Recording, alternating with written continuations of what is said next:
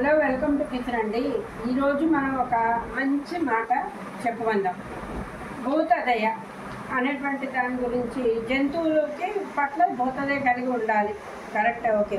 కానీ కుక్కని కాలభైరవుడు, పాముని సుబ్రహ్మణ్యేశ్వరుడు, పిల్లిని లక్ష్మీదేవిగా భావించి మన ఇంట్లో మన పక్కలో పెట్టుకుని పెంచడం అనేది కరెక్ట్ కాదండి. ఎందుకంటే వాటి వల్ల ఉండేటువంటి ప్రమాదం కూడా ఉంటుంది. అలా అని చెప్పినన్ని కాలభైరవుడు కదా, సుబ్రహ్మణ్యేశ్వరుడు కదా అని ప్రసాదాలు పెట్టి, దాంట్లో నైవేద్యాలు పెట్టి, వాటిలో ఉన్న దాని సగభాగాన్ని మనం ప్రసాదంగా తీసుకుంటే మనకి ప్రమాదమే.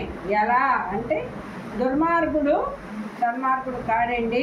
వాడితోటి ఉండేటువంటి ప్రమాదం ఎప్పటికైనా ముప్పే. కుక్క కరిస్తే ముప్పే కదా, పాము కాటేస్తే ముప్పే కదా. దాని యొక్క స్వభావాన్ని అది వదిలిపెట్టదు. అందువల్ల ఏంటంటే దుర్మార్గుడు కూడా తన స్వభావాన్ని వదిలిపెట్టడు.